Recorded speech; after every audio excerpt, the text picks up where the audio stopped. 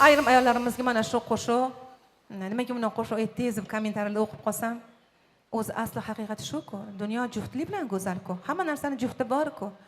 Ayniqsa qariganingda yomonmi? Bir juft haloling bo'lsa, to'g'rimi? Gaplashib, choy ichib o'tirsang, ha?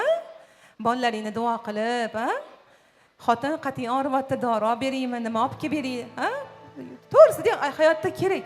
Goh payti bir ayollarimiz yoshida, "Ersiz biz mazaga yashayapmiz" deyshadi. Shuni bilinglar. Kim bo'lishimizdan qat'iy nazar, milliarder bo'lamizmi? Buyuk bir san'atkor bo'lamizmi? Kim bo'lishimizdan qat'iy nazar biz ayolimiz bir yelkaga muhtojmiz. Bizani qadrlaydigan, bir og'iz shirin gapiradigan, joning sog'mi deydigan insonimiz hamisha yonimizda bo'lsin. Albatta meni hayotimda ham ko'p sinovli kunlarimiz bo'ldi. Allohga hamd bo'lsin. Dunyo sinovli, lekin yana aytaman sizlarga aziz ayollarimiz, biz ayolimiz. Yorimga qo'shig'ini o'z yorim uchun ijro etgan edim. Juda ham hurmat qilib, hozir ham ko'rdinglar, sahnaga olib chiqib qo'ydi, olib tushib qo'yadi. Eri bori yaxshi, shuni bilinglar. Er kerak emas demanglar, er kerak deydi-ku.